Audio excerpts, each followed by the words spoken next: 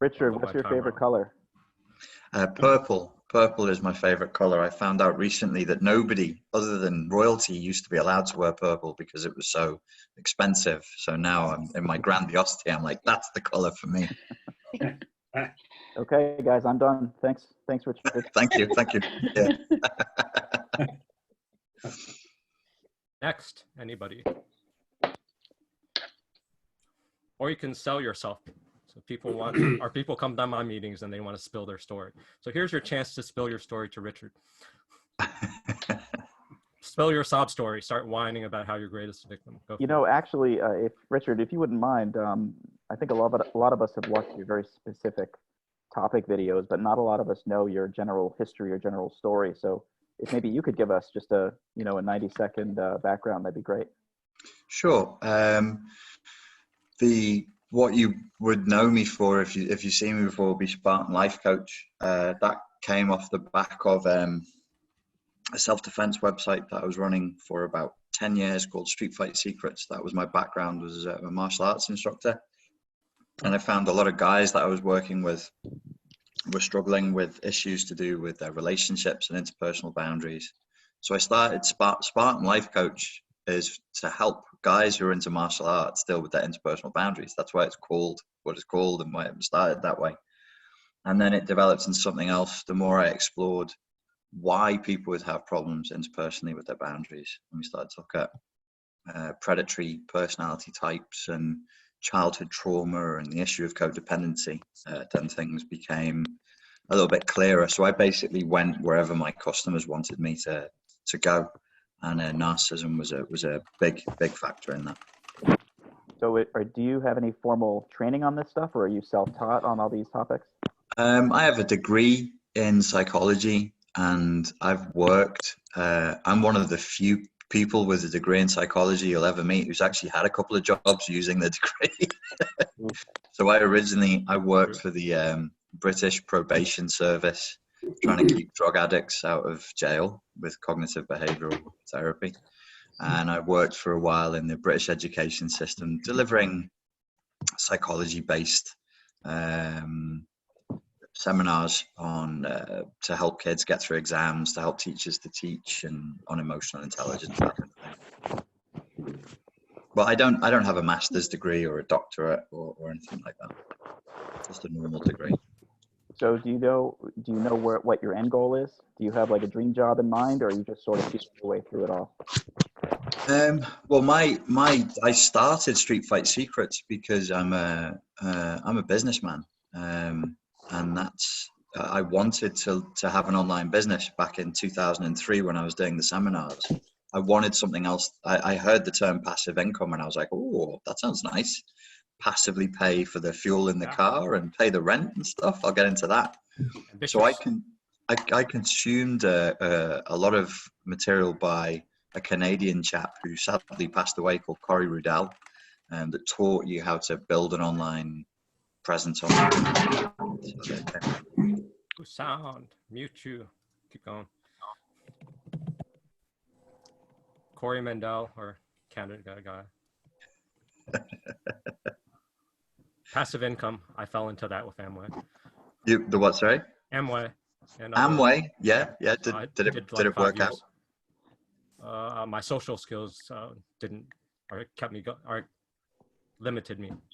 They limited you. Is Amway a door-to-door thing? It's a multi-level marketing pyramid scheme. Okay. So you want to get your friends in, and then you use motivation and that sounds like torture to me. It sounds like really hard work. It's hard, yeah, really.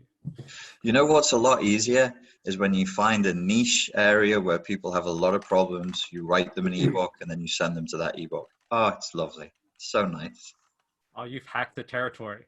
Yeah. I hacked it back in 2005, but I'm so dumb. I just did what they told me to do, and everybody was like, "Are you actually making money?" And I went, "Yeah." And you're making money. Yeah. Yeah. And they were like, did what they said. Yeah. I was like, "How did you do that?" I was like, "Well, I followed the fucking instructions. Plan. The multi-millionaire told me what to do, and I did what he said, and then money came." So there's going to be, I think, to your point, Jeff. I really, really love sales and marketing. I really love business, commerce, absolutely love it. So I've been saying for years, I will go back to that, to teaching that, because that's what I really, really love it. And it's never been more relevant than now with the lockdown. Like, everybody's going to move online. And I can help people make money, which is also a big part of overcoming codependency, is having the independence to make your own cash.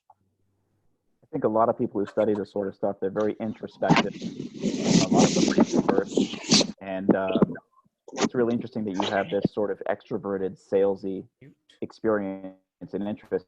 I think that really helps get your messages out there. A lot of people, probably most of the people in this group, we sort of open up when we have these meetings, but we certainly don't put ourselves out there. We certainly don't put our problems out there. And the fact that you do that, I think it's probably been a big part of your success. It took a lot of training to be able to do that, because my natural inclination is towards introversion, and that's, I'm NLP trained, and so I did a lot of training to get to the point where I could fake having social skills. I'm sorry, what's They're all NLP? fake. Sorry? All this persona is fake. I'm a very, very, very quiet, introverted guy. My favorite thing is silence. So I'm sorry, what is NLB training? NLP. Sorry? What is NLP? Oh, NLP is neuro-linguistic programming. It was created by Grinder and Bandler in the 70s. A mathematician and a linguist came together, and they stole all the good bits of psychology and put it together, mixed up with some hypnosis, and unleashed it on the world. Thank you. So Deef, maybe we should just dive right in. We've got a lot of stuff to talk about in 39 minutes with Richard. Okay. Any other So, imminent questions from a codependent who wants to hijack the meeting? all right, all right, I'm not going to hijack. I'll just Stacy? So this is a type of posturing where you call people out before they try to hijack the meeting. Then they're quiet and they're more passive. And then this is passive aggressive. See this? Okay. It's called passive Welcome, aggressive. Stacy. Well, I don't see it as fake if you are naturally a introvert, but you wear the hat of an extrovert in order to be in order to do what you feel you believe you need to do.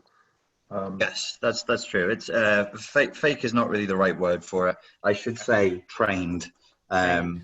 My dishwasher is bleeping at me. Please come with me across my kitchen. You get the tour. Yeah, you Richard's get the tour. home. This wasn't promised. This is a surprise reveal. Yeah, this is yeah. You're gonna find out way more than you bargained for. No, yeah, trained is the right way of saying it, and Train social skills. it did. I struggled terribly with social anxiety as a kid. Like, I would, if I walked into a shop and bought something, I'd start sweating and shaking.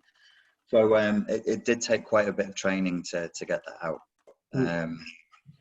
And I do still struggle now. Like, if you ever see me at Oh, what happened? Froze. Did he get stuck, or am I stuck? Who's stuck? No, he hung he's up. stuck. real quick. You're stuck. Oh, he's stuck. Yes. This is his anxiety. He actually froze. Look at his anxious face. Yeah, he froze in anxiety. And from a tech issue or something. But this is interesting. Oh, he's got his sound sort of working. almost every system.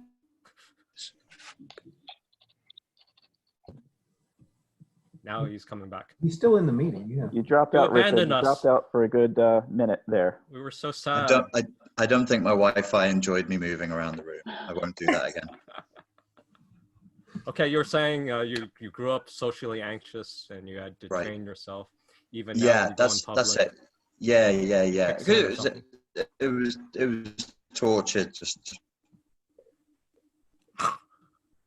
Uh-oh. It was torture to to learn to be less socially anxious? Let's fill in the story. This is torture. Is he saying abandonment issues or, No, he Not has really. anxiety No. issues. He hasn't brought Anxiety. in but abandonment are they issues. due to abandonment like all the rest of us? I'll see if I can dig into that in a moment. Right now, Yeah. I've got to get his signal back. No, this is fun. This is like he's a robot ghost, a sci-fi thing. He comes in now, gets converted. Oh, Richard, you're back now. Then he switches boxes in this damn gallery view. So I'm just trying to confuse you. I've switched connections. I'm hoping that this will be a stronger connection now. Sorry, Are you go on Starbucks or off of Starbucks now? So, oh, I caught you said something about torture, and then you broke it. yeah. The nerves and the inability to speak in public was becoming torturous. So it really was essential for my personal life to learn to get past that. So, Richard, when you were younger, you said you were socially anxious, and now you're out there. Was there a turning point? Like, what happened where you decided to sort of flip the switch and put yourself out there and share with the world? Yes, goals. I discovered that I liked goals, and that if I wanted to get attention from them, I couldn't just stand there shaking and sweating in the corner, because they generally don't respond well to that. And the They wouldn't methods- attack me. I would just turn invisible. I'd just be non-visible. So I was very motivated to learn. Then you made the space in But your for- life to be able to develop and pursue those skills rather than being sidetracked by getting drawn into other people's needs or dramas or. No, he wanted girls. Hot girls. Wasn't that what you said? Goals. Yeah. And that motivated him to not be so silent and tortured, because then you're just watching the hot girls and you get nothing. Right. Is that right? I've been there. That's it. Don't complicate it, you codependents. Well, Oh, no, you were trying to be a high and mighty person. She just wanted some ass. I know, but I'm talking about how to make this applicable to all of us. How we. No, can- this is our own- Richard's story, not your story. No, I know. I'm not Stop saying. fucking I'm up not his imposing story. my You only I'm have trying 40 to- minutes with him. I'm trying to gain the benefit or have everyone gain the benefit of his example. That's later. After he leaves, we'll unpack it and customize it for your story. Well, I think the applicability for everybody is everybody wants love. Everybody wants intimacy. And for people who would identify as codependent, it's very difficult to get the kind of relationship that you want if you can't ask for it. And if you're trying to hide and be seen at the same time, it's like trying to drive a car with the brakes on. It just doesn't work very well. I'm pretty sure everybody here probably knows what I'm talking about. What helped you most overcome that, Mhm. or Let's work to on that. separate some? Well, that's a good thread we can continue on, but let's see how that falls first. What was the question, sorry? Well, I think Marima, you said you wanted help to work on that. Is that? No, what helped him most to, what Oh, what helped you helped- most Richard, what helped to you most? overcome, To overcome what? or at least different methods that helped you the most overcome both social anxiety and so on, everything that you talked about to save the time. Yeah. Yeah. It's a hard question to answer. And the truth is that you always need a kind of exposure therapy. So I would develop the ability, and then I'd go out and use it, and then I get burnt, and it hurts and it's risky. But over time, with repetition, you build calluses and you build the skill of it. There are no cerebral solutions to this. It's an action thing. You have to do it, and your brain's not stupid. You can't just NLP it and go, "Oh, you're confident now," because your brain will be like, "No, we're not." That's nonsense. You have to build reference experiences over time, and it does take time. It does take effort. It's not an easy process, but very, very rewarding. Extremely rewarding. Richard, is grit a good word for that? Sorry. Is grit a good word for that? Yeah, you will need grit. You will need a work ethic, and you need to be clear in your intent. Like, if you want to be more social and you want to speak to more people, you need to have that as a very, very clear intent. And then don't let yourself off the hook. That means at the supermarket, that means when you're walking down the street, that means all the time. If you want to be more sociable and you want to be more extroverted, you've got to be practicing all the time. Okay, let's follow that. Don't let yourself off the hook. Can we stay on that point? Sure. The I'd make an unconscious. argument that codependents almost hang out with other codependents who constantly let people off the hook. Yeah, when we let ourselves Have you off the seen hook. It's codependency probably, I suspect, comes from being parentified as a child, which means you've experienced some emotional incest, probably from a parent with quite highly narcissistic traits, where they forced you to act in a role that wasn't appropriate for a child, where you basically became their parent or their confidant, which means that your modality from childhood for interacting with others is self-sacrificing and false. It's rooted in role-playing, which makes it very difficult as an adult to form authentic bonds with people because you never show up. You're never being you. You're never vulnerable. You're fake, or you're trained, whatever. Or trained. You're annoying, but keep going. So that's something that everybody has to seek to overcome in their own way. Do you think that there's any like one key to overcoming that behavior? Give me it's- the one secret. we talk about like Expert guru, save me codependent with one answer so I don't have to do that exposure therapy and get repeated rejections and suffer and do the hard work. I want to use your hard work. Give me an answer, Richard, right now. Can we mute him? Huh? Let's mute him. Let's mute D.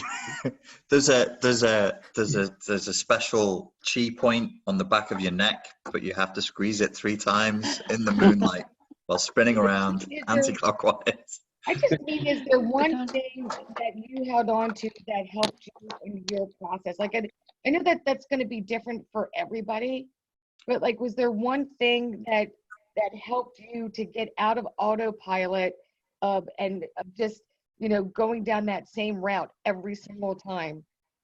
I think to really, if there is going to be one thing, I'm going to cheat and say it's a very broad thing, and that would be you do need quite a high degree of self-awareness, and you need to have a philosophical commitment to being honest with yourself, which if everybody in this world took it upon themselves, the world would change overnight. If we just stop lying to ourselves, we can still lie to each other. That's fine. You're still allowed to lie to each other. But if we stop lying to ourselves, everything would change instantly. And so after an interaction, or I'd get off the bus and I'd be like, well, you didn't say goodbye to the driver. And one part of my brain goes, oh, I don't need to, and he's busy. And the other part of my brain says, oh, because you're scared. You're scared to say goodbye to the driver. So then I would pull myself up on it and go, okay, are you going to stay in the comfort zone, or are you going to become visible? And I'm still struggling with that to this day. I still am working on that. Overcoming narcissistic abuse, not a problem. Overcoming CPTSD, completely doable. Overcoming codependence is hard, very, very tough. Well, it sounds like you're talking even deeper about overcoming bad habits or forming new habits, and you know, not letting yourself off the hook. And whenever you're in a situation where you reflect and say, well, I didn't act the way I want, the way I think I should be, the way I want to be, so I'm not going to let myself off the hook. And then maybe after a while, the mind doesn't like the dissonance of the back and forth. So instead of the easy way out of saying, okay, I'll just slide back into my old habits, if you just keep at it and keep creating that dissonance, eventually the good habits will take over more automatically, where you don't have to. Yeah. So for me, with my brain, it's like, oh, it's just easier just to say hi. Just start the conversation so that there's not the hassle afterwards. And you learn to like it. You learn to find it safe. You can talk to people. Everybody's basically the same, barring a few complete nutcases out there. Everybody's just trying to get through the day. And there's always going to be that commonality. And because I think a little bit autism spectrum, I had to go all the way around the houses to find that. And I was sat there going, okay, how do I know that that's true? Because I don't think people are safe. And then I go, well, when people watch a film, everybody understands what the film means. And when people do micro expressions in a film, like I say, your car's on fire, and the other person goes, oh, everybody watching that knows what it means. So that to me proved there was a commonality of experience, and you can tap into that commonality of experience. It's not completely uniform, but it is communal. And a lot of people who are raised in highly stressful, abusive environments, like the one I was raised in, we lose that. We lose our connection with that. We lose that commonality. The other one was stand-up comedy. So Stacey, if you want to hack stand-up comics, study them, but don't enjoy them. Don't just enjoy it. Study what they're doing. Stand-up comics are experts at referencing this commonality of experience indirectly. and normal people who don't have these issues, they do that with no effort. They do it effortlessly, and we all know what we're talking about, right? And I would watch that as an outsider, as a kid, and I'd be like, I don't know what the fuck you're all talking about. I don't have that. I don't know what this is. I'm on the outside. I feel like an alien that's been beamed into the planet here. So I had to sort of think in my own weird Asperger's-y way around it to, okay, the fact that stand-up comic is a job that exists proves that there's a commonality of experience. Does that make sense? Like studying stand-up comics to see where the meta-communication lies? Yeah. Yeah. And I actually go to those all the time, so that'll be easy. Oh, that's cool. Thank you. No So I problem. saw some threads that could be interesting. So commonality of human experience. I don't know if you've covered that much on your videos. No, I don't. I mean, you've got to understand that, like, there is one of the reasons why I'm happy to come and talk to you guys, and I'm happy to come and talk to the groups, is because Spartan Life Coach is in its own historical arc, and there's certain things I can't talk about because the audience isn't ready for it. They just can't. They just can't deal with it. And Why do you think they're not ready for it? What's distasteful, or is it not allowed to be talked about? Is it too vulnerable? There's a sort of a thing I've managed to get my head around intuitively, like where the majority of people are up to there. And they're in, like, the majority is in a certain place in their own process. And this is just too far ahead. This is like black belt material for white black belt belts. level stuff. Yeah. So advanced. Yeah. Is it too painful? It could be too painful, mate. It could be. Like, to hear that, nobody wants to hear, hey, you've lost out on the best years of your life because you had a fucked up childhood. Okay, thank you and good night.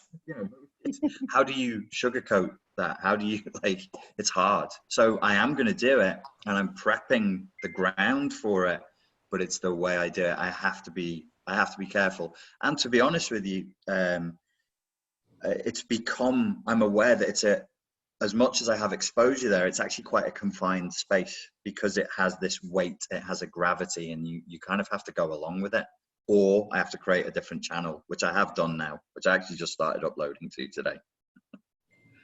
That's an interesting angle that could be useful for people in the group, that the confined space aspect of being a sort of public celebrity or a YouTube person.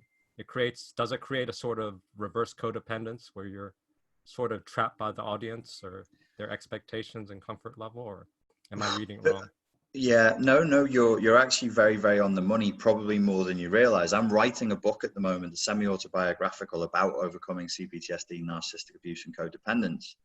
And I've realized that Spartan Life Coach started as one thing, but now is basically me reliving the, what is it called? Repetition compulsion to please my mother. I was my mother's priest. I was my mother's psychotherapist. And the average age of the women who follow me is the ages at which my mother used me when I was a kid. And I wrote this on this couch 2 days ago, and I was like, I'm gonna have to fucking not do this shit anymore. Because I'm in a Spartan Life Coach now is repetition compulsion. I'm speaking to people who I don't about a subject that I'm no longer massively interested in, And you're because helpless that's by what that. they want. So it's Mhm. now a new manifestation of childhood trauma.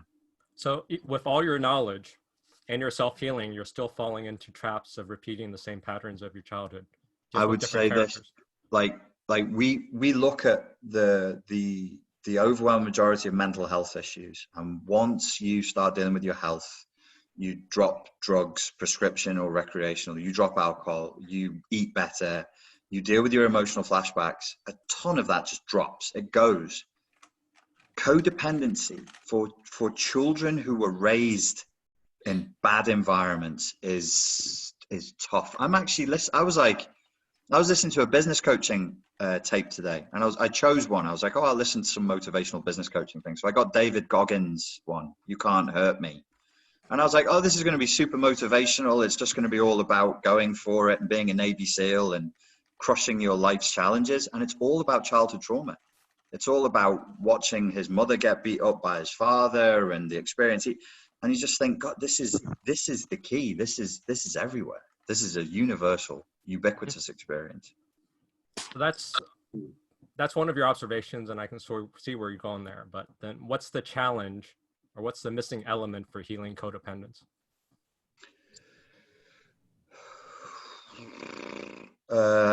Again, deep question.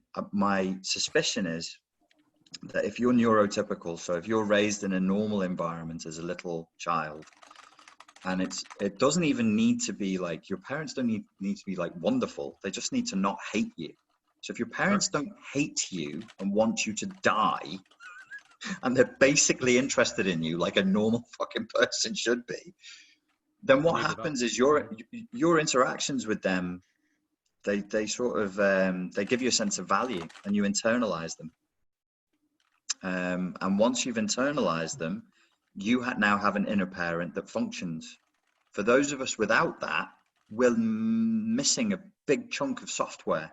So the computer doesn't run right because you probably don't have an internalized parent that says, you're good, so good things should happen to you. Everything's okay. Everything's going to be okay. Don't do the shit thing. Do the thing that's good for you. Okay, bye. That's what should be happening. For a codependent, that shit isn't running. It's not there. So then we have to find ways of, I think the solution would be, how do we find ways of artificially installing that software so that we have a chance at some semblance of normality in the future? So for someone who's an audience of the experts or even your teaching tools, wouldn't it be easy for those codependents to externalize you as their parent and just fall into the same trap? Right, exactly. Which is why I have to fight so hard. So I can't talk about this because they're desperate for me to be their cult leader. Yes. And I'm desperate for that not to fucking happen. So I don't want them attaching to me. So I have to not say everything that I want to say. I have to give them enough stuff in a format that keeps them not attaching to me. I didn't sign up for this, man. I just wanted to teach some self-defense guys and soldiers how to fucking do better in there. To just learn how to say no. But it's become this whole other thing now. Last night I had a conversation and someone said that, are you happy running the meetup? Why aren't you putting your needs first? And then I sort of shared your same experience of being trapped by the system, where the other people's capability of being hearing it or following, I have to meet that. Right. So if it's a choice, it's fine. But if it's neurotic, it's not fine. It's not at the point where we're going, oh, I want to do this, but I feel way more comfortable and way less stressed if I'm doing what other people want. Then you're still trying to please mommy. You're still trying to please daddy. Yeah. So if you fall into the role of being a codependent and then you lose yourself because you're afraid of pissing people off to the point where you just kill your needs, suffocate your needs, then that's to the extreme of codependence. Yeah. But there's still this codependence level where even you having the mantle and the experience, you have to face this energy of those people wanting you to be their cult leader. Yes. You have to spend an inordinate amount of energy dealing with that, or not? I don't. I mean, or you have to silence yourself or limit yourself. And like from 2017 to now, this has been my primary focus for me personally in my own growth and my own healing. So I don't expend an awful lot of energy on it. I did. The reason why 2017 was important was because I did it so much. I got very, very sick. I went to America and I did free seminars in the major cities of America and was traveling for months. And then at the end of that, my ear turned black and I got shingles in my ear and in the facial nerve because I was so exhausted. And it was, they said to me, you could have full facial paralysis and lose the hearing in one ear. And I was like, okay, I need to have a little rethink about this. Yeah. So from there, I have gotten better. It's just recently the latest thing, like literally 2 days ago, I was writing it down and I was like, ooh, I'm still there, man. I'm still being the psychoanalyst. I'm still being the priest, the confessor. And I don't know whether this is really, I am much more of, I don't think this is naturally who I am. I think I'm quite a goofy, regular guy who just likes guy stuff. I like UFC and drinking with my mates and punching each other and just being a divvy. That's who I am. But I was made this by highly narcissistic parents who would only give me any semblance of attention. My father wanted a little philosopher and my mother wanted a psychoanalyst. So here I am. Still continuing that role, right? Yeah. You can't get out. So let's try to switch this to Eastern philosophy. The what, sorry? Eastern philosophy or Buddhist wheel of samsara. Yeah, I mean, your cycle is still continuing. The karmic cycle is still continuing. Yeah. So from the Eastern point of view, it would require a sort of a traumatic breaking that would be an enlightenment that would break the cycle. But all the mystics are really trying to break intergenerational trauma, I think. So I would frame it that the trauma is a premature initiation. That's interesting. And a lot of the healing is trying to revert the trauma or patch it up. So patch it up. That's a portal that can lead to the outside of the wheel of samsara and break out of that karma cycle. Yeah, and perhaps that's what the work is to, if it was a premature initiation, to take the pain of the premature initiation and to put it back together so that it's a meaningful initiation that's not premature. And there is an initiatory element, I think, to this. I think that's a useful metaphor. Well, no, your ego container was just for your baby, or in the theory. The initiation breaks you open to you becoming a caterpillar to a butterfly. It's a totally different new container after the initiation process. But since our society doesn't have space holders or elders to hold space while you're in this vulnerable initiation spot. Yeah. No one knows how to get through it. Yeah, well, that's it, isn't it? Is killing the shamans, killing the elders, killing the mystics was something that was done very, very deliberate. Did you go through some shaman guide in the past, and what was that story? When I was, I think I was 30. I was with a girl. She was Chinese, but she was from Malaysia, and we had a very bad relationship. And she knew towards the end that I was going to split up with her, so she did some Malaysian magic on me called Bomo, where they put period blood in your rice and then feed it to you. Use some magic spells, and it's a love binding spell. And her mother sorry. No. Yes. What? Yes. What has happened about that? Killer story. I was like, this rice is kind of salty. Oh. But I ate it. I was like, not rude. I'm not a rude person. I'm going to eat it. You ate it? You ate it. Huh? The love spell. Yeah, I didn't. I had no idea. I didn't find out until later. Her mother. Oh no. Oh no. My mother came to me and said, "My daughter's put a spell on you. My daughter put a spell on you." And I felt like I'd had a spell put on me. So, because at the time I was very into magic, spirituality, the type of martial arts I was doing is very much in that realm. I was like, well, she put a spell on me. I need to find somebody stronger than her to break the spell. So I went to Malaysia. I went to where they're from to find somebody who could undo the Bomo magic that had been put on me. And eventually, it's a long, long story, but I found there's a Sufi mystic in Kuala Lumpur that I started working with, and he helped me to eradicate this dark spell. I gotta know how they did it. I gotta know. Well, you gotta go to Malaysia. Well, How'd they do it?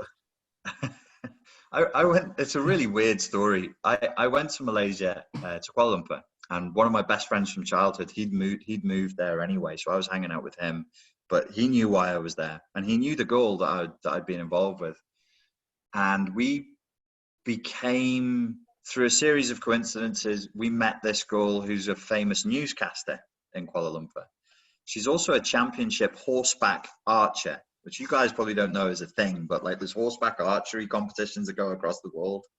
It's very popular with Muslims because I think I'm right in saying, according to the Prophet Muhammad, the 3 best sports were archery, swimming, and horseback riding.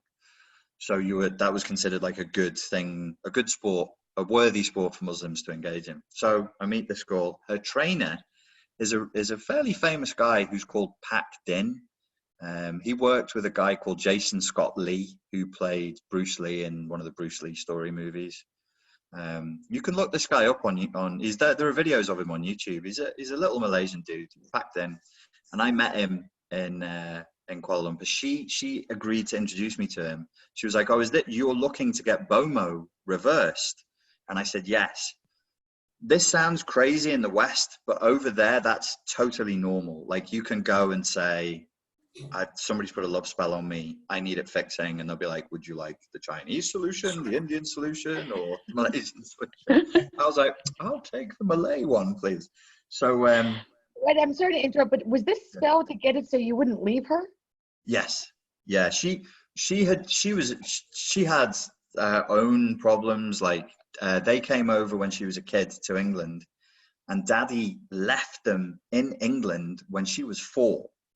And so the mother didn't really speak English, still doesn't to this day. And so they were just totally abandoned. So there's a big father abandonment complex there. It turned her histrionic. She was and she's a good looking girl. So she was totally obsessed with her own sexual attractiveness, but it made her very aggressive towards men, very nasty towards men. So she used the sex magic, the love spell to try and make me stay. So that's, but I knew there was something wrong with me. I totally knew that there was a major issue. So that's why I went because it's not easy for us to get to Malaysia from England. There's like a 14-hour flight. So that's why I went there to get it fixed. But you didn't say what they did to undo the spell.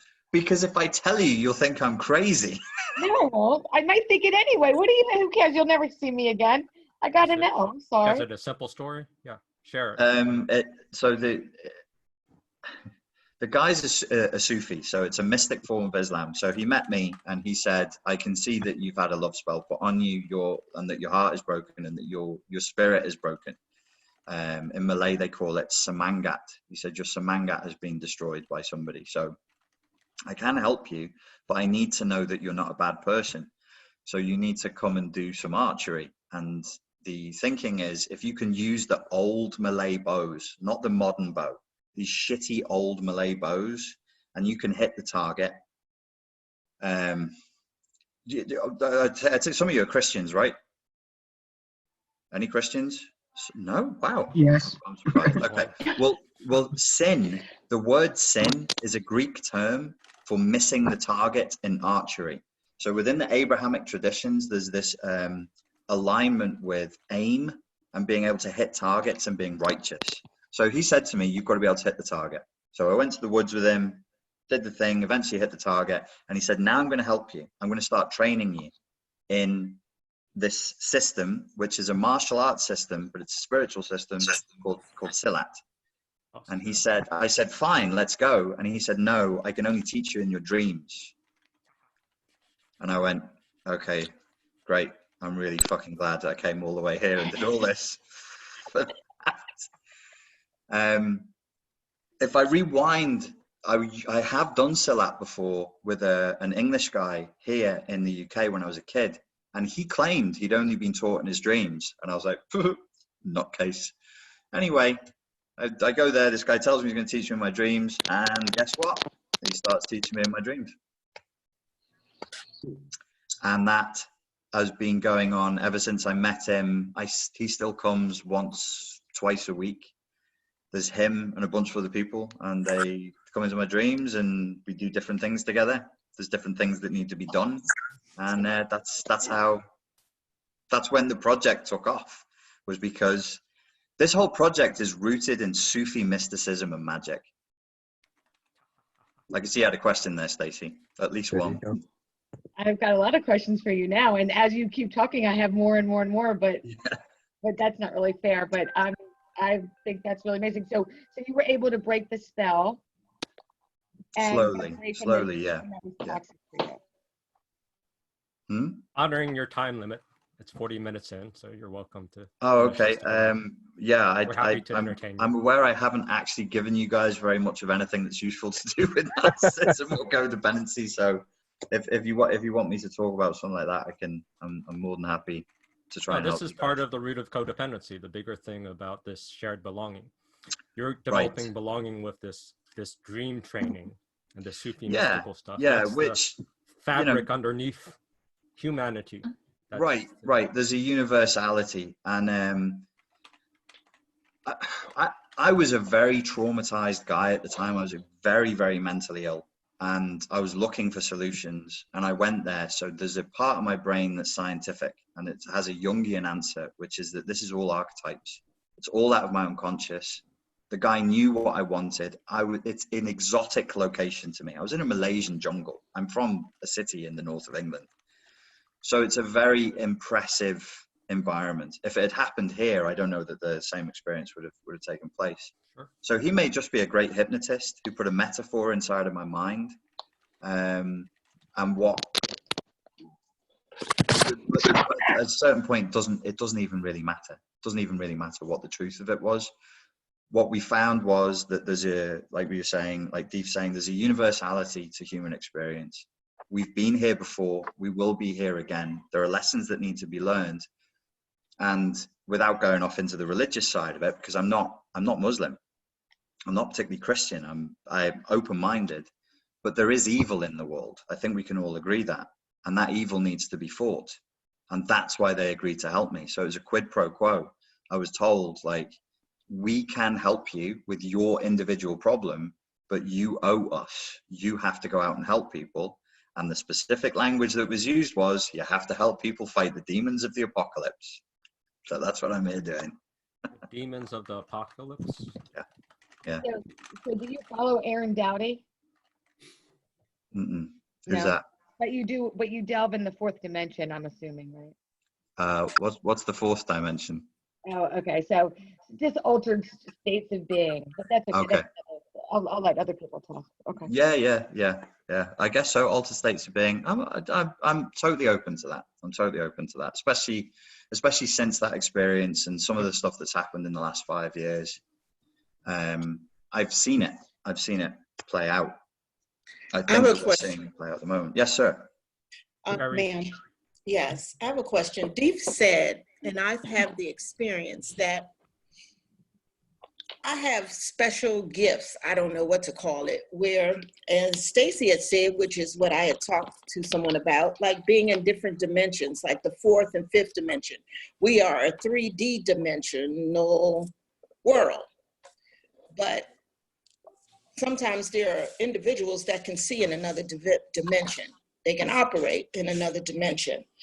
And you're just speaking about some of this. So do you feel like you have special gifts now or tools? I don't know what to call them. No, I don't. Well, Not in like the sense of like psychic gifts or anything like that. If I do have a gift, it's the ability to talk. So, and I can make complicated subjects easy. In layperson terms. Yeah, if I have a gift, it's that. To the intradimensionality point, I think that we all exist in multiple dimensions at the same time. Again, this is not something I can get into on a channel where I'm followed by people, some of whom are schizophrenic. And I used to talk about this on the channel, and then people who were really not very well would over-attach to me. They're like, yes, you're my star father from the Pleiades. I was told to, and I'll be like, So you got to be careful. But yeah, I think everybody is existing in multiple dimensions at the same time.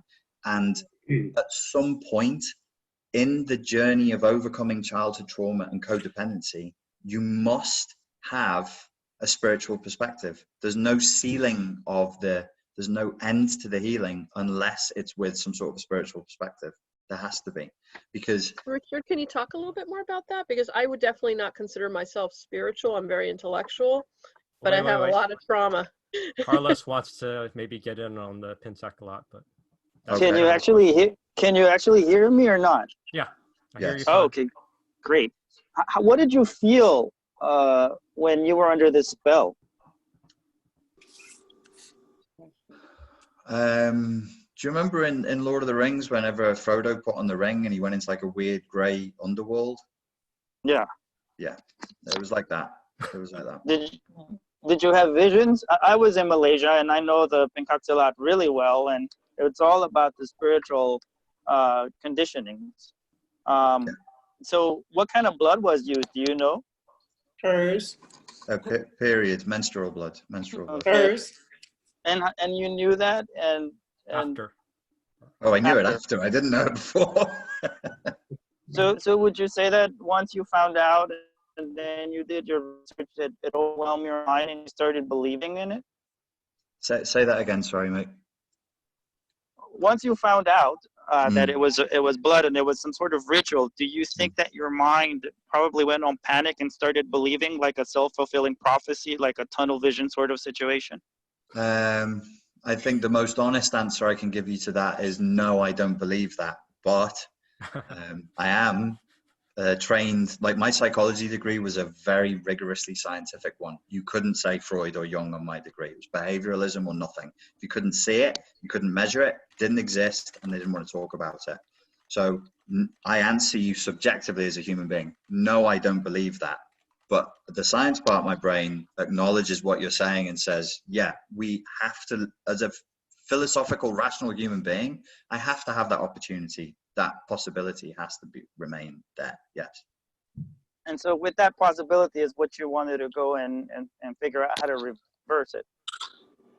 No, I believed at the time and believe now that the top level narrative is the real narrative, that there is a spiritual world, that people put spells on each other. It's perfectly commonplace. That what we call domestic violence, that what we call childhood trauma, that what we call wars, whatever, is actually a battle between good and evil, and it's a fundamentally spiritual one. Most of us don't have space in our life to really deeply explore some of those mystical traditions or we do in the lockdown, John. This is all we got time for. That's what the lockdown's for, is to give us time. The coronavirus is so that we can reclaim our corona crowns, reclaim our halos and take the opportunity.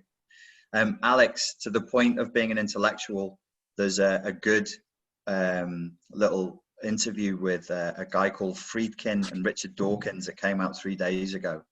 The gateway to anything spiritual for an intellectual, a pure scientist, is always going to be in that which we do not know, is in that which is still undefined, which in science is the majority of stuff. We know a fraction of a percentage. We don't know everything else. So what I would say is to a pure intellectual, to a scientist, as far as needing a spiritual element to this, it's coming from that place of mystery. So if you would say, I really want to heal, so other people would be able to say, I pray to Allah, I pray to God, I pray to Shiva, you would be able to say, I want to draw on that part of this reality that has not yet been explored, but that comes everything into being. We can't answer how we manifest. We've no idea. Science has no idea. We've no idea what consciousness is. We've no idea what the purpose of life is. So there is huge mystery there. So that's yeah. I can totally connect to that. I appreciate Go into it. the mystery. You go into unknown. You go into your shadow where all your emotional junk you've dumped into, and face that. Yeah. There's a question about going back to the archery test, whether it was archery training to develop one's agency and motivation.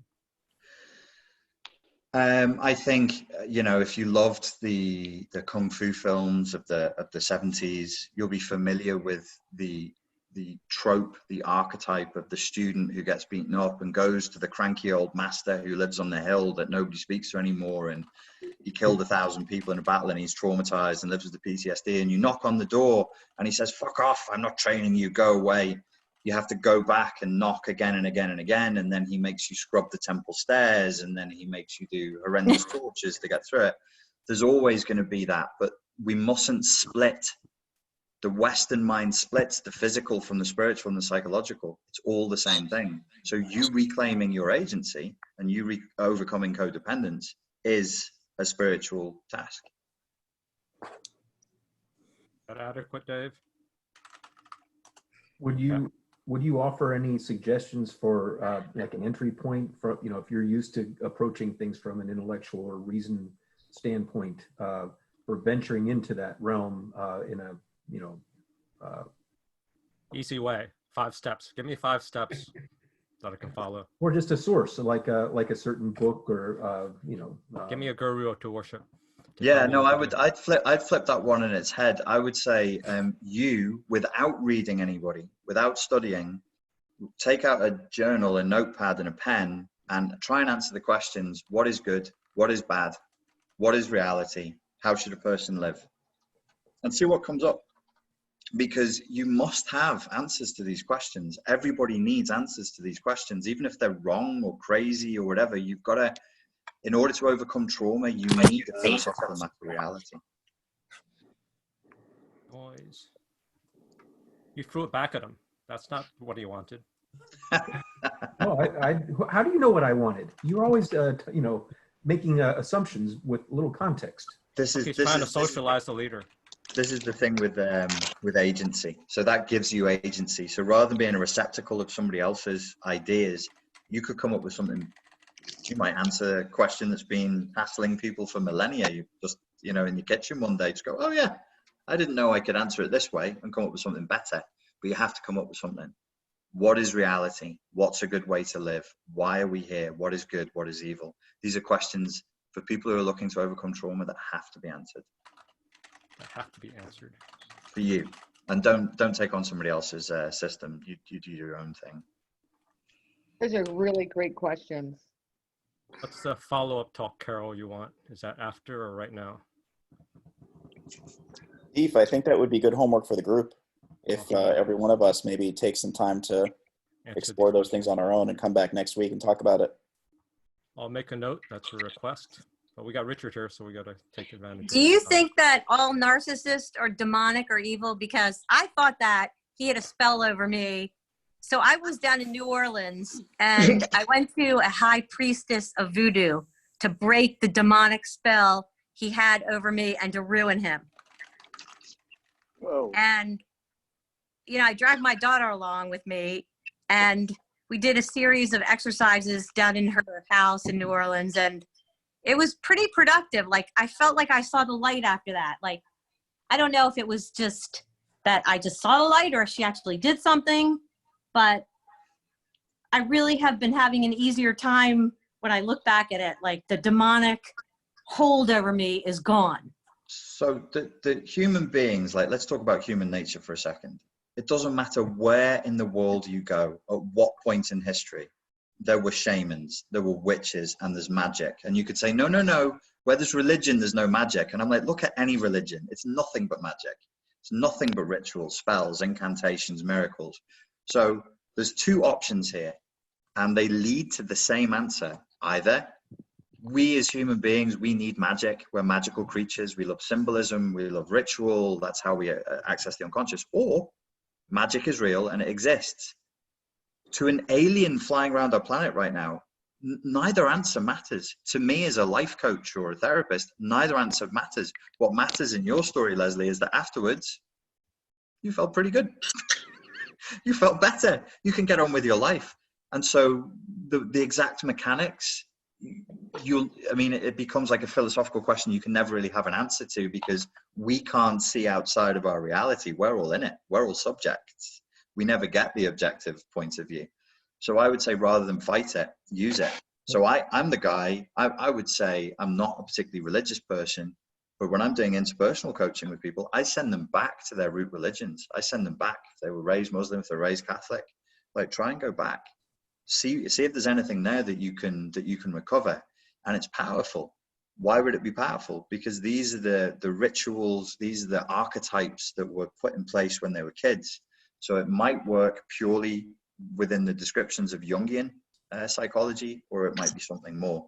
Ultimately, you want to feel good and be able to get on with your life, right? Right. So you're right. I believe there's some kind of demonic hold with these narcissist, sociopath, cluster B, demonic entities, and we just happen to fall into the cup that day. I don't know. Yeah, it could be. It could be. The thing to remember is, like, with narcissists, psychopaths, and people who are this way, they are manifesting CPTSD. They were children once, and they were traumatized. They were really, really hurt children, and if they were raised in a different environment, they wouldn't have turned out that way. So the behavior is demonic. The behavior is evil. But somewhere in there's a child still, no matter what they're doing. Is there possibly a hereditary element as well for some of the behaviors? Could be. Some of the tendencies? I don't believe there is, and there's no scientific evidence that there is, but it's one of these really persistent beliefs that nobody seems to be able to shake, which is that genetics determine personality. I think your genetics have zero interest in your personality. I think your genetics don't care if you're straight, gay, if you like vanilla ice cream or pistachio. It doesn't care. Genetics is there. Genetics' only imperative is repeat me, carry me, repeat me, procreate. Doesn't care about anything else. That's my personal view. Psychologists are obsessed with the idea of a genetic root to personality because it makes us scientifically relevant. And I don't think we're particularly scientifically relevant. I think psychology is a fringe subject that belongs as an aspect of philosophy. Yeah, a sub-philosophy. Well, I don't know. Okay. For my 4-year-old son, I see, I've seen, even when he was 4 months old, some tendencies that seem like they're parallels. When he was 4 months old? Yes. Like if I was doing something he didn't like, he would try to hit me in the face. That's what babies do, mate. I know, but all babies do. I'm not, that's All just one thing I'm tossing out there. But I mean, it does seem like there might be. I know it's a complex question that really can't. This is unanswerable. We're going to waste time. Richard's Okay. ready to And I would add to that. We've all got to be very careful of projection, like the idea of like projecting onto a baby. Babies can be little fuckers, absolutely, and they are in a highly narcissistic stage. That's where Freud identified the term narcissism was in babies and in toddlers, because they're little assholes. They don't care about anything other than themselves, because they have no sense of like, I'm an individual, you're an individual, daddy's tired right now. They're just like, feed me, fucker, or I'm going to hit you in the face. That's what I get in the group. What's the difference? Feed me, D, or else. Yeah, I get that all the time. So let's go swing back to codependence. Okay. There is a question by Alex which assumes you've healed from codependence, which I remember you stated that you have not. I'm on my way. I'm doing And then better. there's another question about what do you think the future of codependence therapy is. So that's basically the same thing. Hit me with what was Alex's question? Alex is, she wants to hear about your healing from codependence, which is premature. Your journey. I want to hear your journey. We had that earlier. Yeah, no, I think the whole, I mean, it is a problem for all human beings. We have to cooperate. We have to work with each other. You're always going to have to forego at some point your needs for the needs of the group, for the needs of your partner, for the needs of your children. It's the key question for me on codependence is, are you neurotically driven by an anxious desire to serve? And that is the key. If you're wiping yourself out and self-sacrificing because to free yourself from an anxiety, that's a real problem. That's a real problem. That's defining it. Now, what's the path for the future of codependence therapy or healing? Or there has to be so I've laid it out when I was looking at this last time. The way I laid it out was more to do with philosophy than psychology. I said, what's the problem? Well, the problem is codependents offset their own needs for the needs of others, and they seek to serve. And I said, okay, well then what's its opposite? And its opposite would be saying no to other people and engaging in self-interested action. So right away, you can see if we create this false dichotomy between a codependent and narcissist, the opposite of codependency would be selfishness, would be narcissism. So then you start going, aha, there is a thing in psychology called healthy narcissism. What is that? Because I don't want to use the term narcissism because it's got such bad overtones. So I called it self-interested action. You just engage in self-interested action. And I think you would be looking to retrain yourself into doing that realistically, and I'm being honest with you, over a period of years, probably about 2 years of quite disciplined action, which when you think like most of us might get like 85 on the planet, it's quite a lot. It's a long time, but I can't see enough because you want it to be unconscious. So you're taking a major childhood taboo that says never do that. And then every day for 2 years, consciously and awkwardly, you're going, no, I'm going to do the thing that suits me. No, I'm going to do the thing that I want to do. I'm going to put me first, in the hope that after 18 months to 2 years, unconsciously, with no neurotic compulsion, you would just naturally and easily be able to engage in self-interested action. now, I would say that that doesn't seem to match your path based on the Malaysian story. So the Malaysian story, you had the blood spell on you. Then you went to find the teacher, and the teacher started giving you teachings, but there is a condition with those teachings. Yeah. You must now fight evil and whatever the demon target you set. So now you're serving. I said fight the demons of the apocalypse. So, yes. So you've got to know, what are the demons of the apocalypse? Yeah. So now, but you've taken on this new identity and role, not just codependent of neurotically serving people's needs and forgetting yourself. Now you're fighting the demons of apocalypse.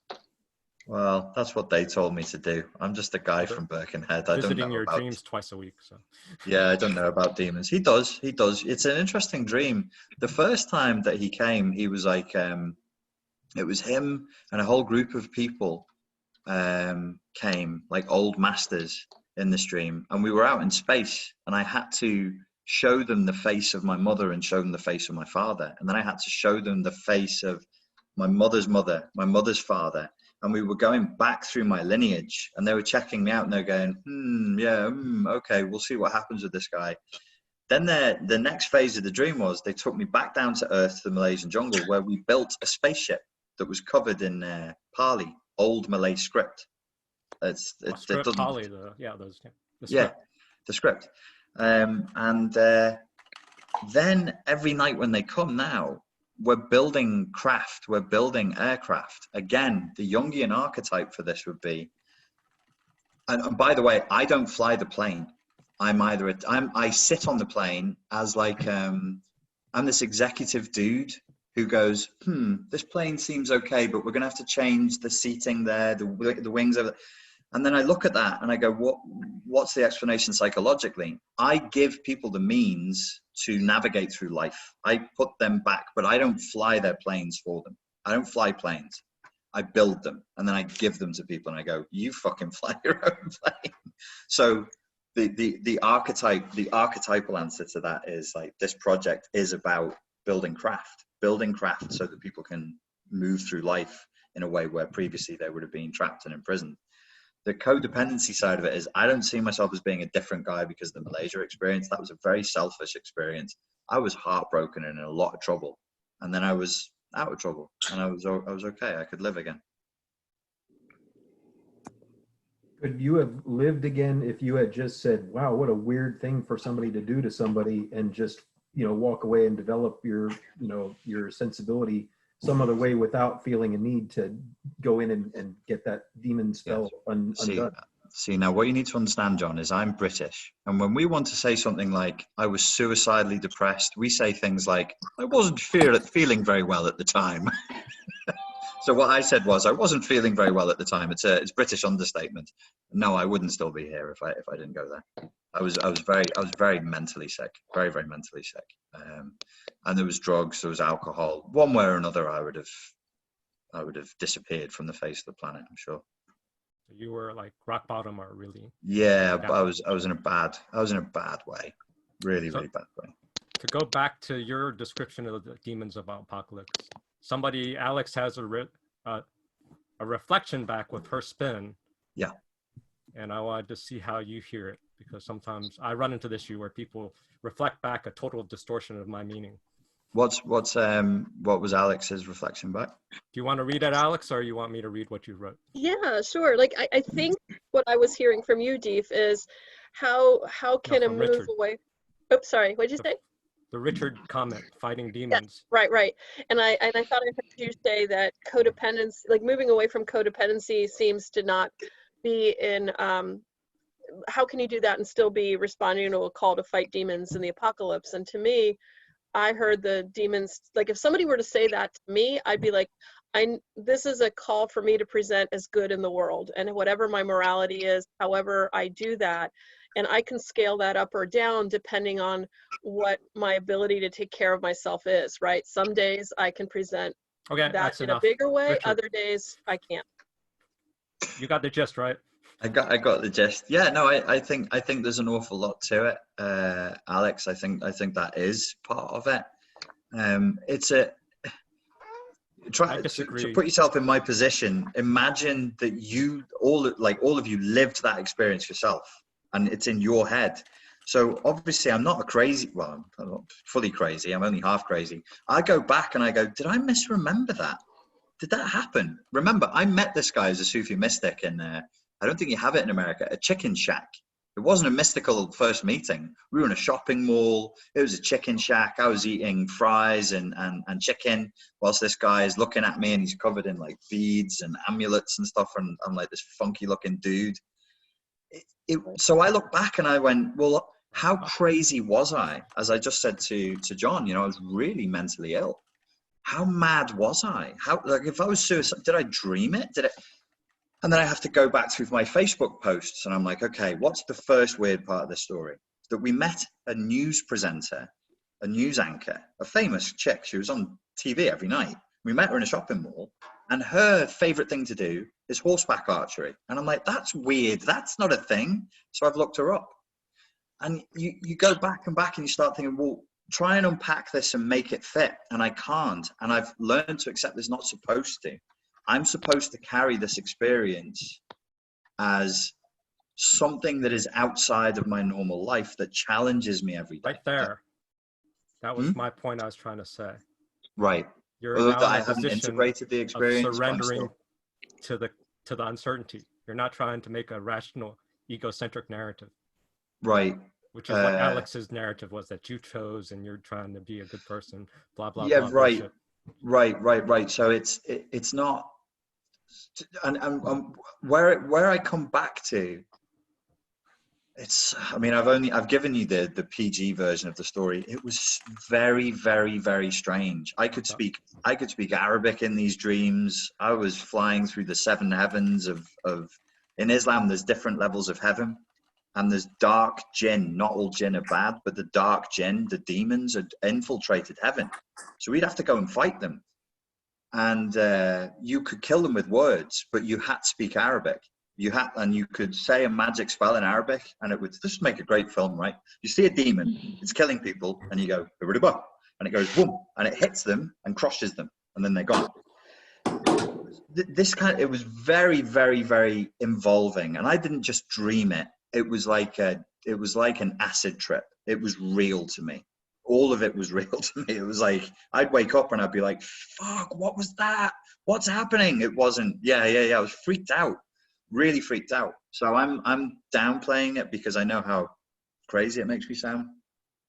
What I'm left with now is like, what did I believe before the experience? Okay, so I had already had other experiences before the experience, and I've had experiences afterwards as well.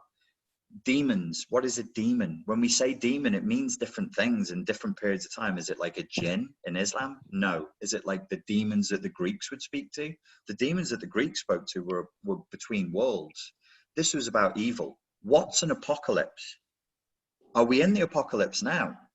And you go, no, the apocalypse is the end of the world. It's Book of Revelations. It's weird stuff. It's like demons with 7 tails spiking people in the bum. And you go, no, actually, apocalypse means revealing. So demons are illusion, and the apocalypse is revealing. It's the opening. It's the veil of illusion coming off. That happens every day. Every moment that we're alive, we're living the apocalypse.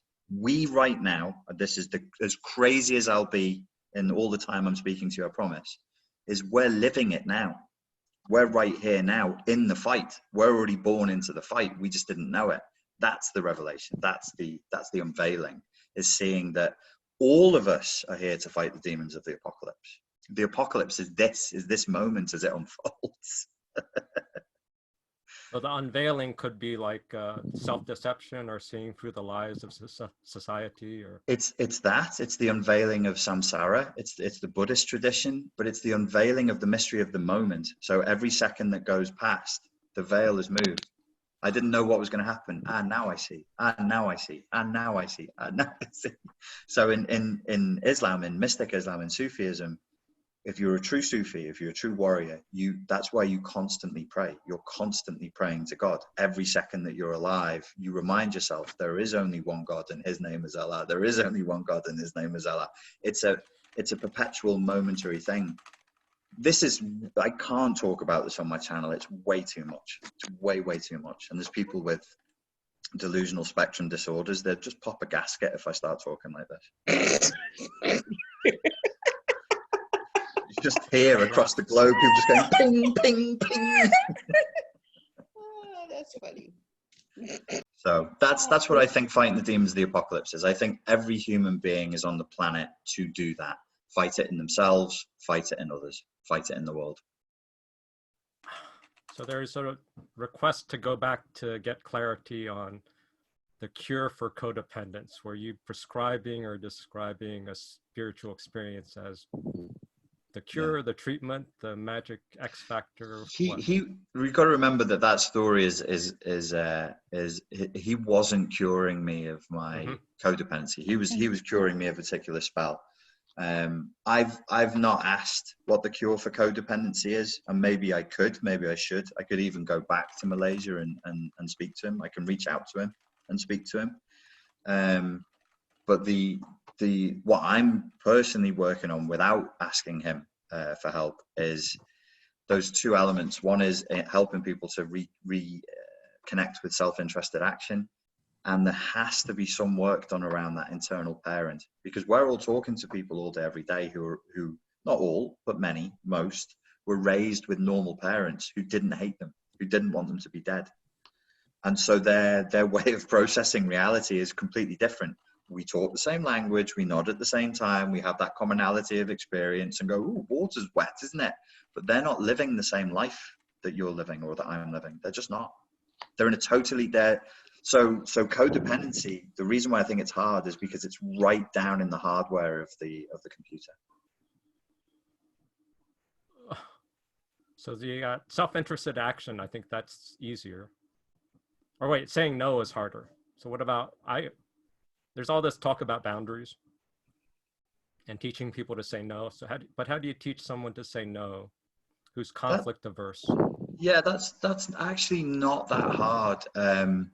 I mean, it's not hard to teach, but how hard is it for someone who's conflict averse and passive? Yeah, no, it's do what it. I mean is it's not that hard to overcome. The Okay. wrong way to do it, the wrong way that seems obvious is I can't say no, so I'll learn to say no. I would say that's how I did it. Don't Yeah. do it like that. It's really doesn't work. clunky. It hurts, and you know it's odd. If you have an internal philosophical overhaul and develop your own moral philosophy, your boundaries will develop quite naturally.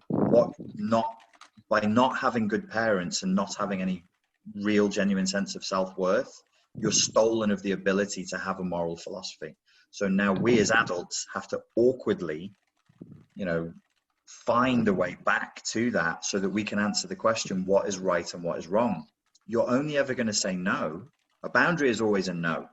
A boundary is always a limit. How the fuck do you know what a limit is? You don't know what right and wrong is. Nobody showed you what right and wrong is. How are you going to defend yourself? Nobody showed you had value. So you have to develop a moral philosophy for yourself. You have to know what your values are, live in accordance with them. And if you have something that is precious, that you perceive as precious, you'll automatically defend it. So every codependent does this. You won't say no for yourself. You won't stand up for yourself.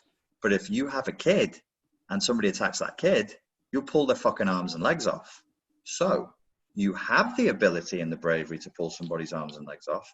You just won't do it for you. So it becomes a self-worth issue. So developing a moral philosophy, that's the key, or one of the keys. For me, it's the key. It's absolutely essential. Yeah. Yeah. It's the hack. If you want to hack, that's the hack. And then, you know, the socialization thing is down to exposure. What gets in the way, or what's the obstacle for developing a moral philosophy? Intellectual wankery. Don't masturbation. Yeah, don't masturbate intellectually. Advice giving, soothing, all the codependent, annoying behaviors. Well, I mean, yes. And this is why I say to people, you've got to do the emotional literacy work, because as codependents, as parentified children, fawn responders, we're terrified of our feelings. So you've got to do the emotional literacy work so you won't start doing the philosophy. Because if you develop a true moral code, your own personal philosophy, you're breaking a taboo. Mummy didn't want you to have a moral philosophy. Daddy didn't want you to have a moral philosophy. They don't want you to be able to pull the veil off. They want you as a good little blinded slave. So even if they're dead, when you start to do this, you'll get triggered. You'll be like, I'm not allowed to do this. I'm going into the room that they told me to never go in. So if you've not developed your emotional literacy, you'll go out of your heart and into your head. So what's good? Well, when people say good, it's a culturally profound statement from the 1600s and the pre-industrial. No. What do you think is good? Yeah. Well, not the history of fucking humanity. What do you think is good? Isn't it possible to adopt a guiding moral philosophy? You know, like for instance, you know, looking at Carl Rogers and in some cases Nietzsche, you talked about in some of your presentations, to have this idealistic sense of, you know, connecting genuinely with other people, having this unconditional sense of positive regard for them, and that somehow that connection will be something that'll be a benefit to other people as well. Because if you're whole and you're sharing of yourself and you let them in, you're kind of vulnerable, and you're actually vulnerable to narcissists based on your philosophical approach to life. And I think I came into this, late because of that, and not so much because of mommy and daddy issues. And I learned maybe I need to retool how I go about, my philosophy. John, so you're claiming you don't have mommy and daddy issues, and you don't not have to the same degree issues. Not well. That's your premise. I think that's your argument. Richard sees it. Not in a typical way See that is laughing? talked about in codependency in this context. No. But we can talk about that another time. I do have some issues, but not to the degree, and not in the same way. I don't have the same kind of upbringing. That I don't need to change my moral philosophy. Is that, John? Is that your argument? I'm saying that some moral philosophies can be deceptively lure you into being vulnerable to a narcissist. If you're trying to do good in the world and fight the demons in the way you think, maybe from do you know what good in the world is for you, or is it implanted by anemic psychotherapists? Well, no, I think you just take a lot of things in from different sources over, and then, So you just have and go vague with what- sources of the world that's telling you how to be a person. Yeah, well, I mean, there are certain things that keep coming back to you and See, say, yeah, that what I'm does saying sound doesn't even hit. It just blocks off his ego When narrative. you're talking about being vulnerable to a narcissist, if the moral philosophy you're pursuing makes you vulnerable to predators, it is the wrong moral philosophy, sir. That's good. See, I can't do that. That was a nice. Yeah, I got that Zen. You've got to learn. You got to go to Kuala Lumpur and learn to draw the bow. You got to draw the bow, man. That's the wrong. I nearly broke my thumb on that fucking thing. It's an old-ass bow. It was 50 meters away. I must have tried 80 times, and my thumb was huge. He came over. He went, "Oh, you hit it. Okay, that's good." I'm like, "Look at my thumb." So yeah, John, it's the right moral philosophy. There's no implicit. I'm not saying turn the other cheek. That's why I talk Nietzsche, because Nietzsche was about bringing that blood back to the anemic elements of Christianity, that we don't even know if that was what true Christianity was. Because Nietzsche was a kind of a conspiracy theorist. People think he was anti-Christian. He wasn't anti-Christian. He wanted Christianity to be authentic. He wanted it to have red-bloodedness to it, passion to it. So we have different manifestations of Christ. We have the warrior, we have the rebel, and then we have turn the other cheek, be a good slave and be rewarded in the afterlife. And it's like, well, dude, is this the same guy who's talking? So we want that, like, from me to you, I think that you should be able to say, as a man, as a human being, you have a right to be in the world. And if anybody fucks with that, you hit them. Now, it might be physically, or it might be psychologically, or it might be a no, or you might cut them out of your life, but you stand up for yourself. That's what your parents are supposed to say. If you're getting bullied at school and you go home and say, this big kid is punching me, they're supposed to tell you to defend yourself. Well, but maybe Nietzsche was not necessarily being prescriptive always. Maybe it was an element of. Yes, Richard, you don't understand Nietzsche. But I'm not going to tell you a better understanding of Nietzsche. I'm just saying you're wrong, Richard.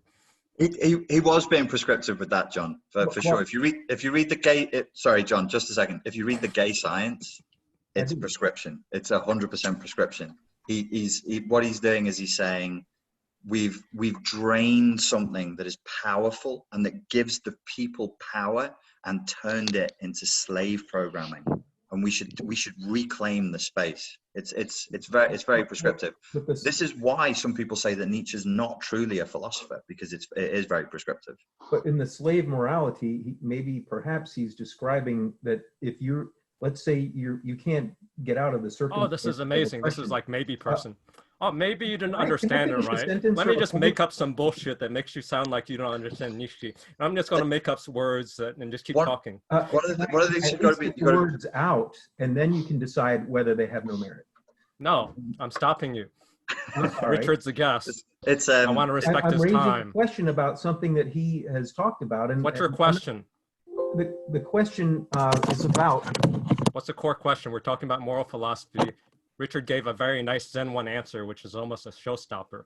Like, if your moral philosophy makes you vulnerable to narcissists, that's a wrong moral philosophy. No, that's an amazing. It's triggering, John, right? Like we've talked about this before. John, you likely are triggered by something that Richard said. Like, well, no, I can identify with it, but I think that I often bring out in these meetings. What's your question to Richard? Of practical situations. Fuck your practical. What's your question? I'm talking about. What's the question? You said you're not being heard. What's your question? I was in the middle of making a point about. I don't want your point. I want a question. Richard's our expert today. You are not expert. Here's the question: if you are, you're a savage, man. You can't always sock the bully in the mouth. This is fun. You could be endangering yourself and your family. He answered that because I said he answered that question. The narcissists that control our whole economic system because that. You got muted, homie. Because you're not letting me moderate. How are you not letting me moderate? Because he answered that question. Richard said, if you have a moral philosophy that makes you vulnerable, then it's your moral philosophy that's wrong. There's something that's happening here that's really useful for everybody who struggles with codependency, which is when we get to the core issue, which is this is a core issue. The superego kicks in, and starts going, no, no, no, no, no, no, no, no, no, no, no, no, no, because it's the taboo. We're moving into the area that's the taboo area. So as Alex says, it's like a triggering. We've hit an internal minefield. So you jump out of heart, which is where I'm taking you to, because I'm like, be red-blooded, fight, and you go, oh, no, that sounds dangerous. Whoop, straight up into head. There must be a way of intellectualizing my way out of this.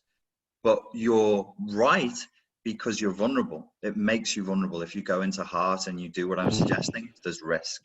There is tremendous risk. And so if we're risk averse, that can be part of codependency. It's a risky world.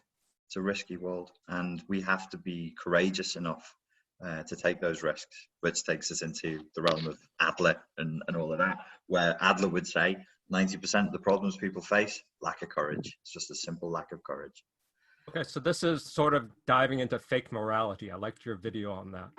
Oh, a lot yeah. of codependents put on this mask of morality and they fight for the moral high ground.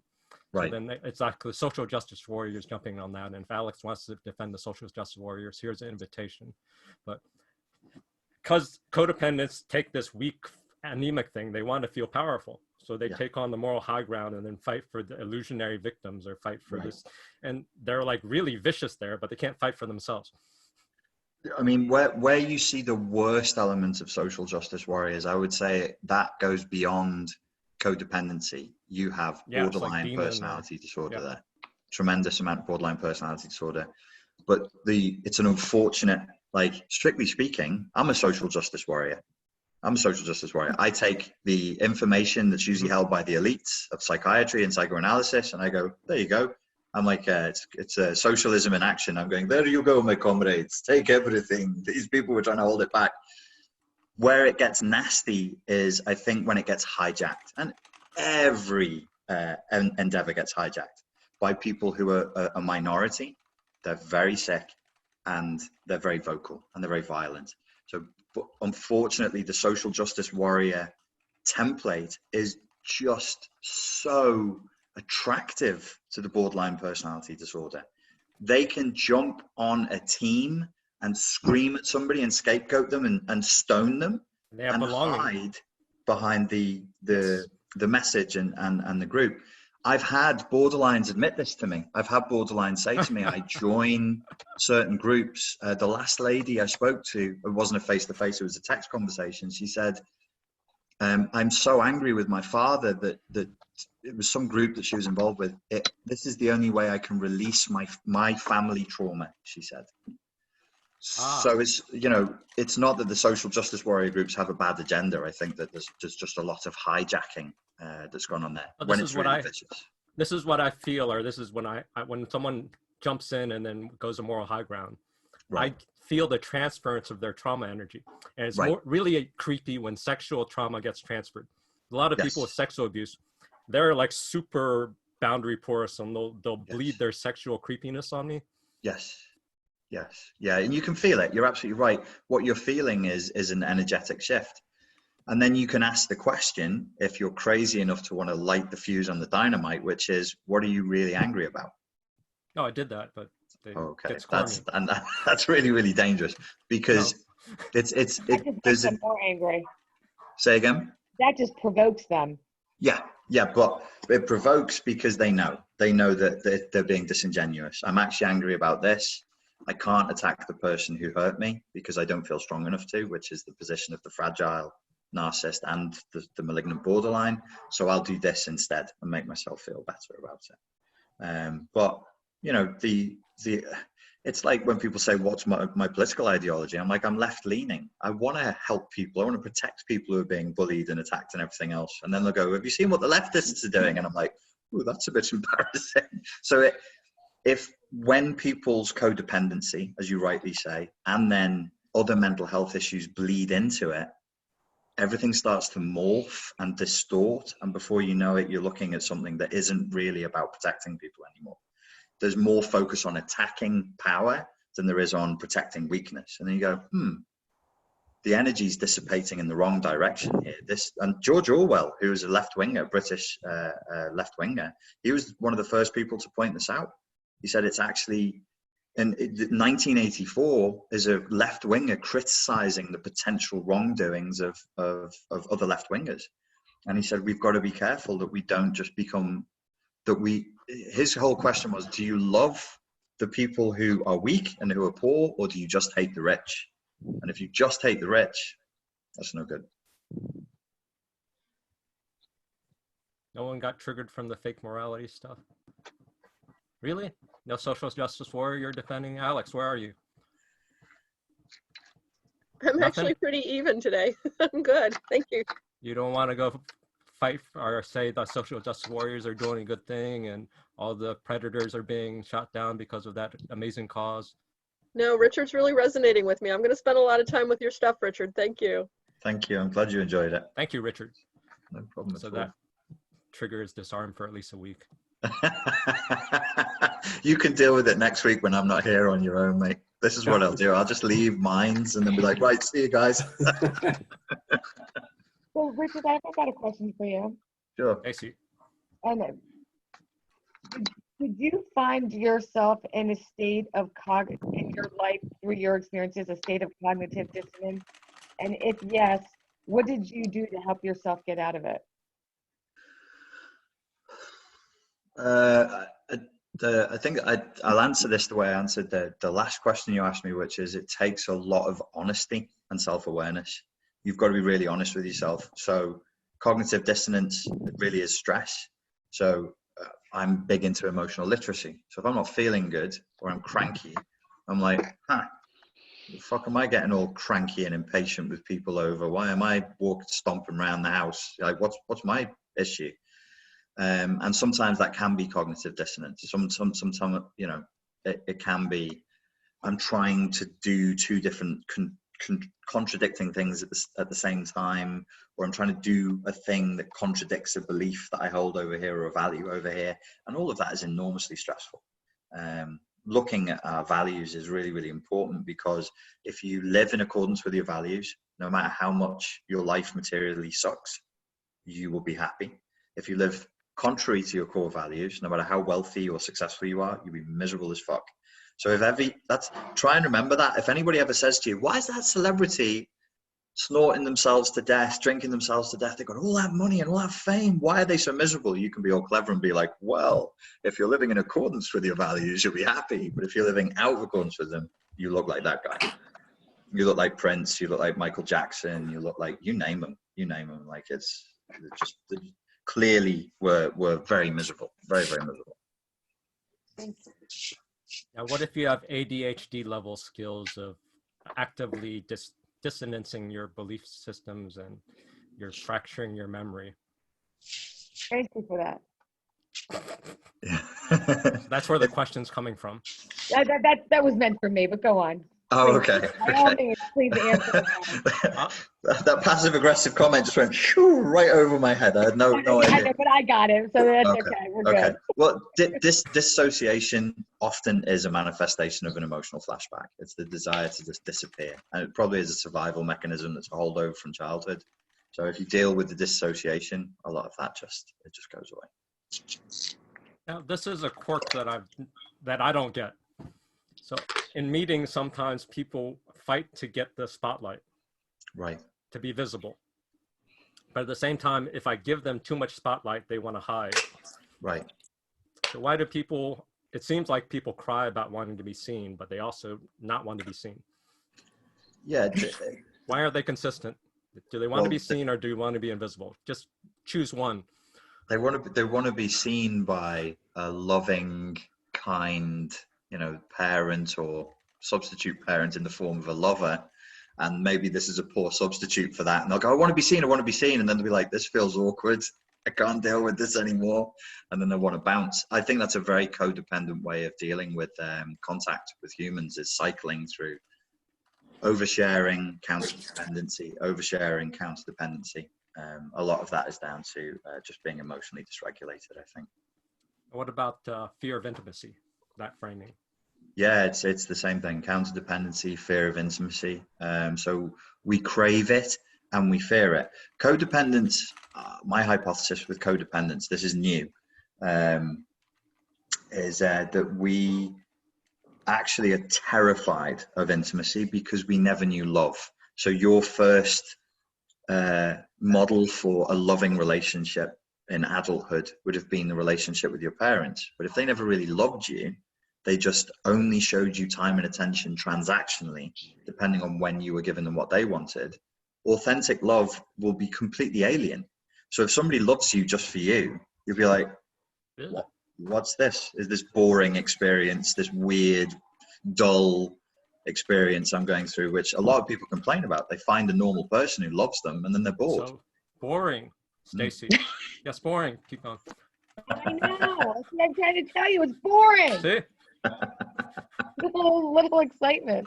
Yeah. So you're looking for the game, which is to be transactional, which is like what do I need to do to win a piece of love? And if they go, no, I love you unconditionally, they're basically saying, oh, that game you want to play, that's all off the table now. And you go, well, But also you don't believe it. You don't believe it.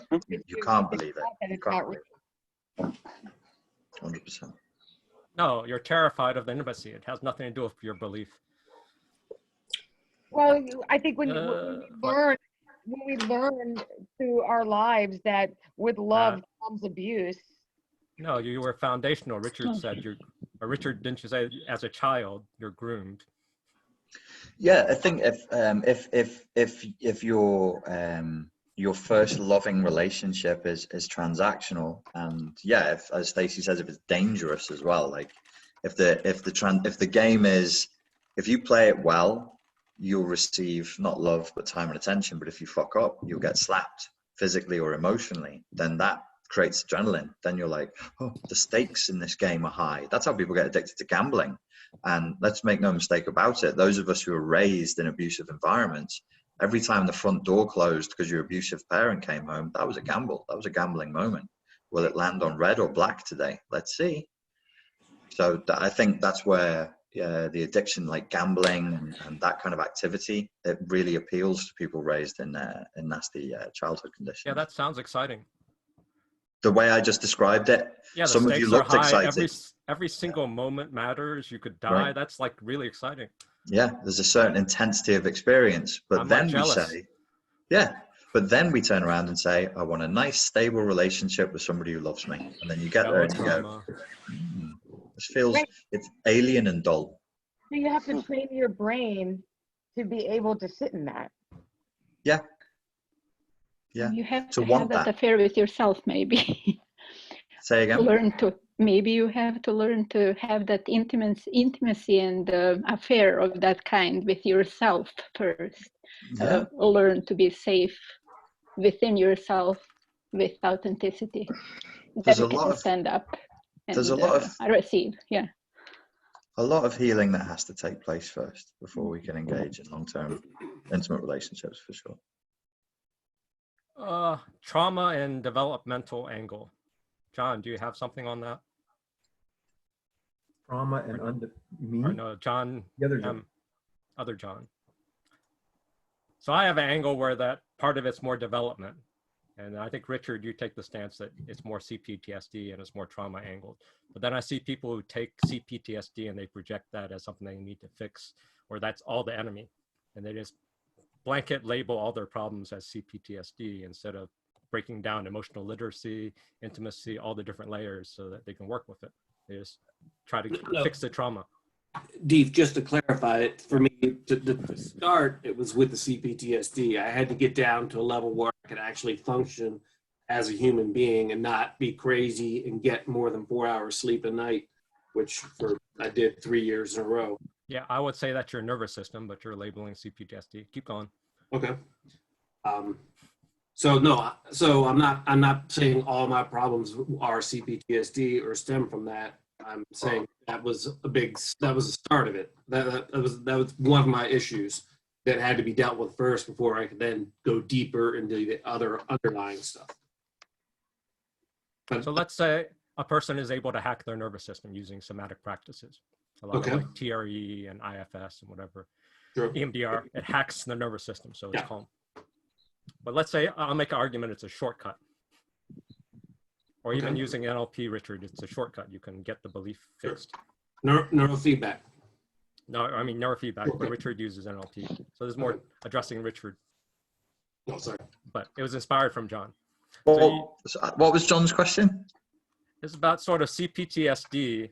You address it as a trauma, and a lot of psychology addresses it as a trauma. You get rid of the trauma energy. Yeah. But I'm arguing if you prematurely get rid of the trauma energy, you lose the emotional intelligence or the lesson you should have learned.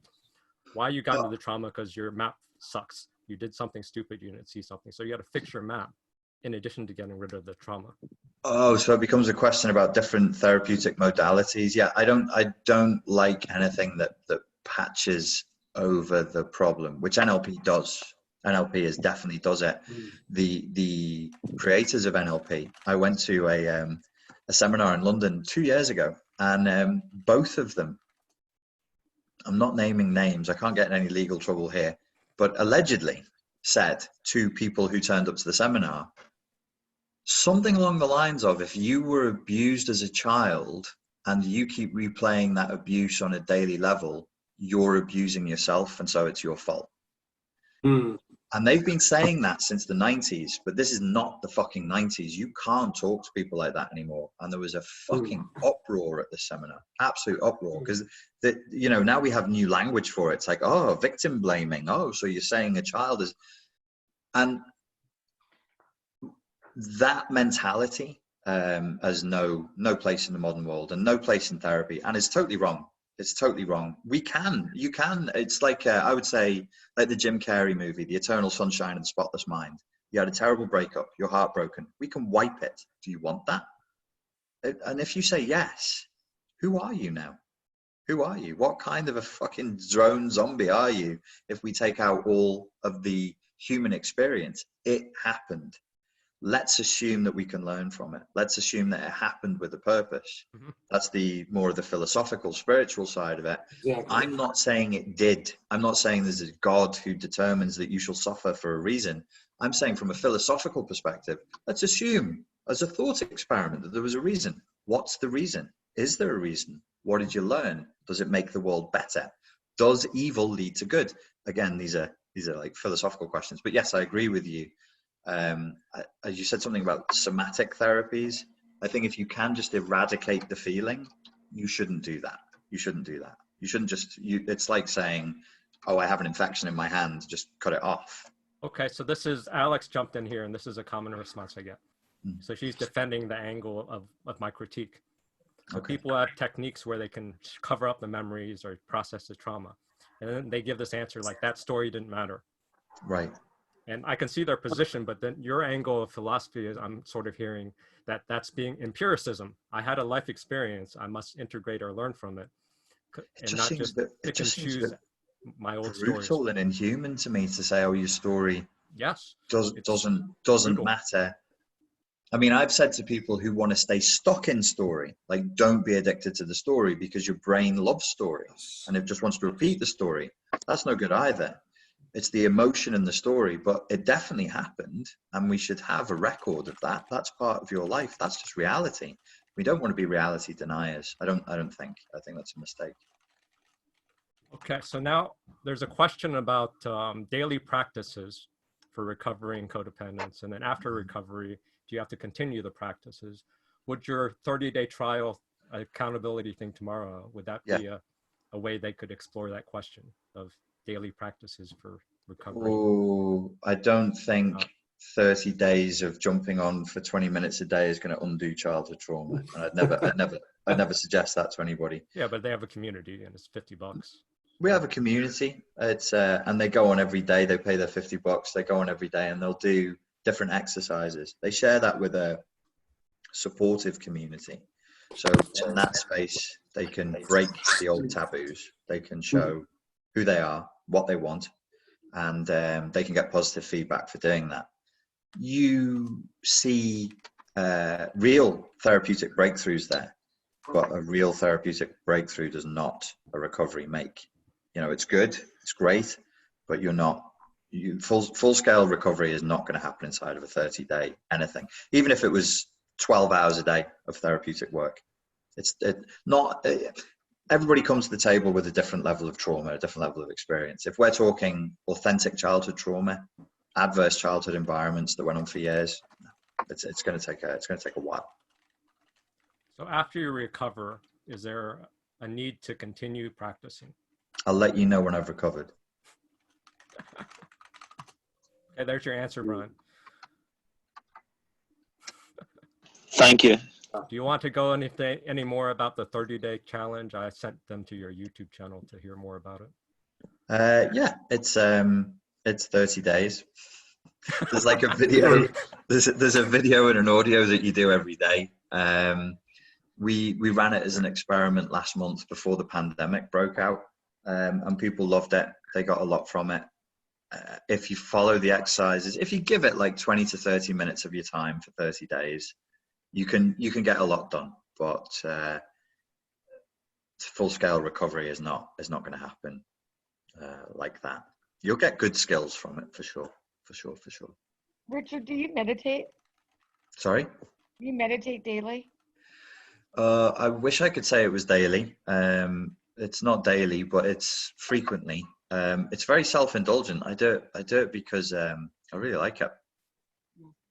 Yeah, really enjoy it. How about a future teaser? So let's say you're on this cause to fight the demons of the upcoming apocalypse. And let's say there's people here that want to help join you or want to assist in this cause. What are ways we can be more active participating? I don't think you opt in or opt out. I think that you are doing that, and you can either accept it or not. That's actually that's a very Islamic tradition response. Did you know that in Islam you can't convert to Islam? You are a Muslim, you're just in denial about it. So you revert to Islam. That's their frame, which is a really cool reframe. It's like, nah, you're already with us. You're just confused. When you're ready to admit it, then we'll be here to welcome you back into the fold. So yeah, I would say this is your destiny anyway. You're already going to do this.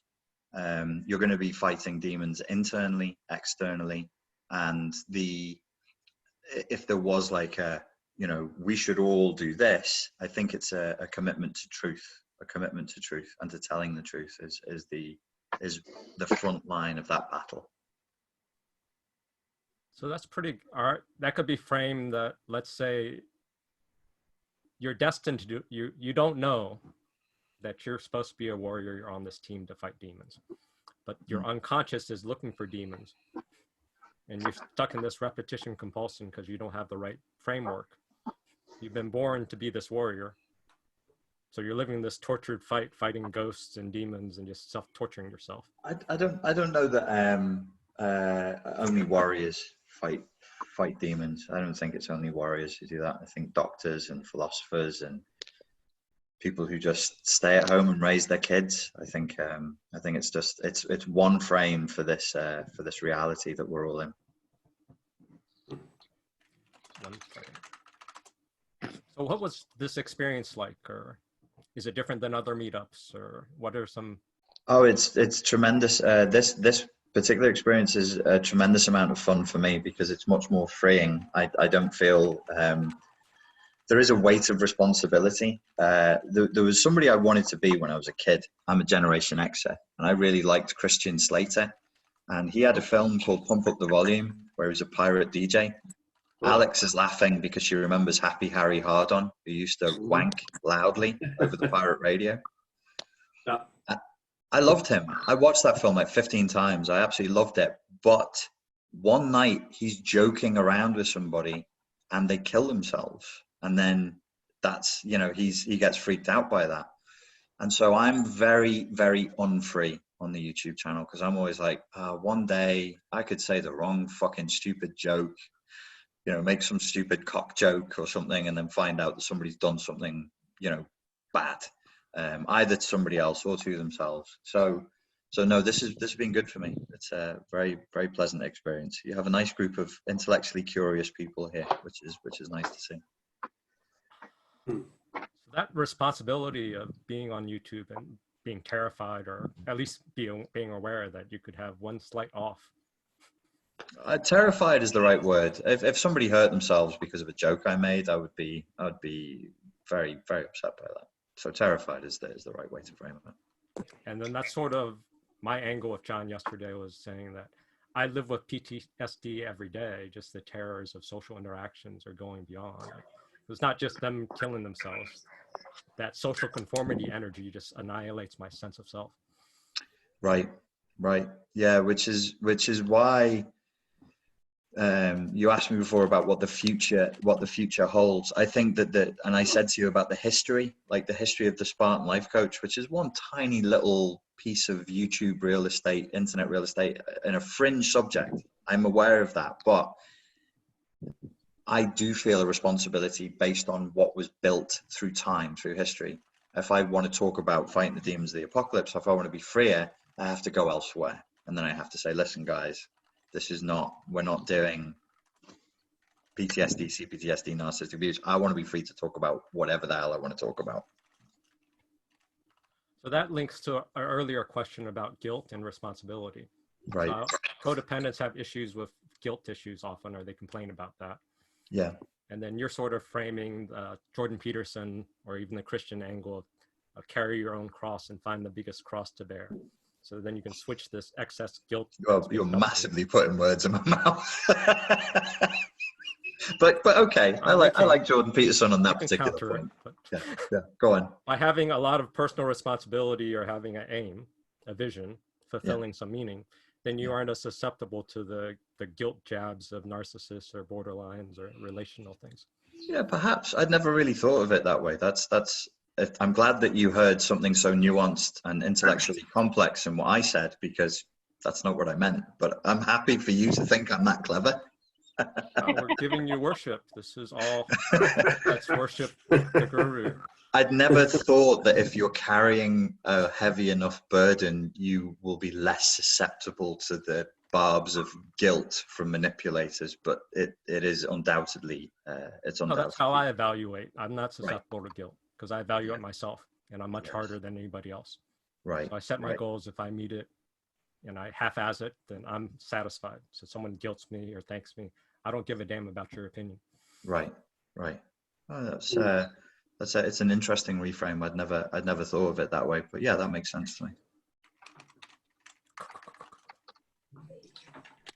What's up with everybody? Nothing? If you guys are good, I'm going to go and watch the sunset and then get some food.